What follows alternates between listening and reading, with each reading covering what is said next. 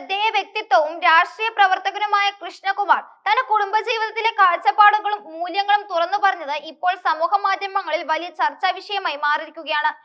ജാതിയോ മതമോ സമ്പത്തോ അല്ല, മനുഷ്യത്വമാണ് ഏറ്റവും വലുതെന്ന് അദ്ദേഹം അടിവരയിട്ട് പറയുന്നു.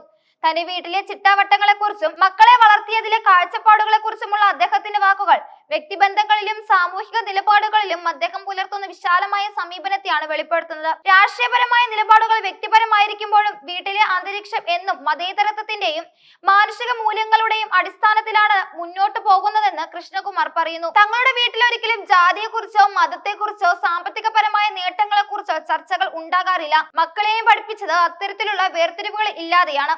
ഈ തുറന്നുപറച്ചിൽ പരമ്പരാഗതമായ പല സാമൂഹിക ചിന്താഗതികൾക്കും ഒരു തിരുത്തലായി മാറുകയാണ്. സ്വന്തം ജീവിതത്തിൽ നിന്നും കുടുംബത്തിൽ നിന്നും തുടങ്ങുന്ന ഈ മാറ്റമാണ് ഒരു വ്യക്തിയുടെ സാമൂഹിക ഉത്തരവാദിത്തം എന്ന് അദ്ദേഹം വിശ്വസിക്കുന്നു. തന്റെ ജീവിതത്തിലെ ഏറ്റവും വലിയ ശക്തി തൂണുകളും തന്റെ മക്കളാണെന്ന് കൃഷ്ണകുമാർ വികാരപരമായി പറയുന്നു. ഒരു കലാകാരനും രാഷ്ട്രീയക്കാരനും എന്നതിലുപരി ഒരു കുടുംബനാഥൻ എന്ന നിലയിൽ അദ്ദേഹം മക്കളോട് എത്രത്തോളം കടപ്പെട്ടിരിക്കുന്നു എന്ന് ഈ വാക്കുകൾ വ്യക്തമാക്കുന്നു. അദ്ദേഹം ഒരു സിനിമയിൽ അഭിനയിക്കുന്നില്ലെങ്കിലും വീട്ടിലേക്ക് സാമ്പത്തിക വരുമാനം നൽകുന്നില്ലെങ്കിലും കുട്ടികളാണ് വീടിന്റെ എല്ലാ കാര്യങ്ങളും നോക്കി നടത്തുന്നതെന്നും സാമ്പത്തിക കാര്യങ്ങൾ ഉൾപ്പെടെയുള്ളവ കൈകാര്യം ചെയ്യുന്നതെന്നും അദ്ദേഹം കൂട്ടിച്ചേർത്തു. ചിലവ് ആക്കിക്കൊണ്ടിരിക്കുകയാണ് ഞാൻ, കുട്ടികളാണ് വീട് നോക്കുന്നത്, അവരാണ് എല്ലാം നോക്കി നടത്തുന്നത് എന്നാണ് അദ്ദേഹം പറഞ്ഞത്.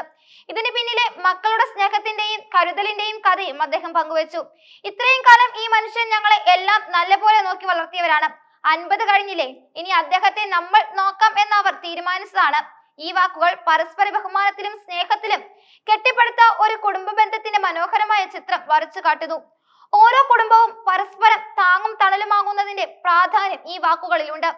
മക്കളെ മനുഷ്യത്വപരമായി വളർത്തുന്നതിലും മറ്റുള്ളവരുടെ സഹായ മനോഭാവത്തോടെ പെരുമാറുന്നതിലും താൻ നൽകുന്ന പ്രാധാന്യത്തെക്കുറിച്ചും കൃഷ്ണകുമാർ സംസാരിച്ചു. ആർക്കെങ്കിലും എന്തെങ്കിലും ബുദ്ധിമുട്ട് വന്നാൽ അവരെ സഹായിക്കാൻ മക്കളോട് താൻ നിർദ്ദേശിക്കാറുണ്ട്. അത്തരത്തിൽ ഇടപഴകുമ്പോൾ തങ്ങൾ ഉണ്ടാക്കുന്ന സമ്പത്ത് തങ്ങൾക്ക് വേണ്ടി മാത്രമല്ല, ചുറ്റുമുള്ളവർക്ക് കൂടി ഉള്ളതാണെന്ന് അവർക്ക് സ്വയമേ ബോധ്യം വരും. ഈ ലോകത്തിലെ കർമ്മ നിയമങ്ങളെയും പ്രകൃതിയുടെ താളത്തെയും അദ്ദേഹം മുറുകെ പിടിക്കുന്നു. കൊടുക്കും തോറും നമ്മൾക്ക് വന്നു ചേരും, അത് പ്രകൃതിയുടെ നിയമമാണ്.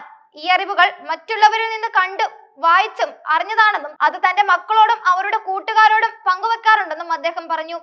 ഈ നല്ല ചിന്തകൾ എല്ലാവരിലേക്കും എത്തണമെന്ന് അദ്ദേഹം ആഗ്രഹിക്കുന്നു. ഒരാളെ ഉപദ്രവിച്ചുകൊണ്ട് മെച്ചമുണ്ടാക്കാൻ ആഗ്രഹിച്ചാൽ അത് നമ്മൾ അനുഭവിച്ചില്ലെങ്കിൽ പോലും അടുത്ത തലമുറ അത് അനുഭവിക്കുമെന്ന ശക്തമായ മുന്നറിയിപ്പും അദ്ദേഹം നൽകുന്നുണ്ട്.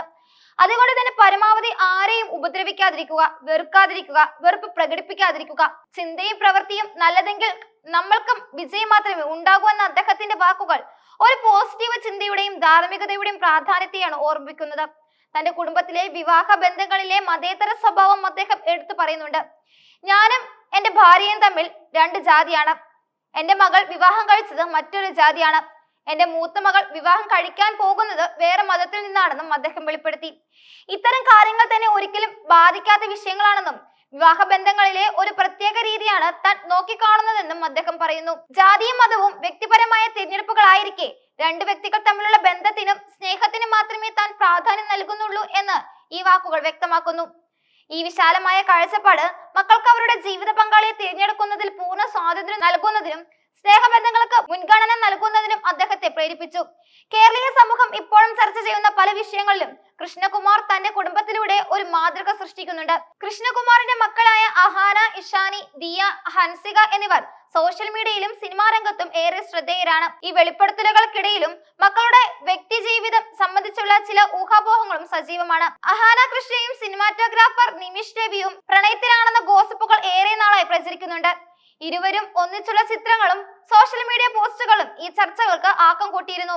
പൊതുവേദിയിൽ ഇവർ ഒരുമിച്ചെത്തുന്നതും പരസ്പരം പിന്തുണയ്ക്കുന്നതുമെല്ലാം ഈ അഭ്യൂഹങ്ങൾക്ക് ശക്തി നൽകിയിരുന്നു.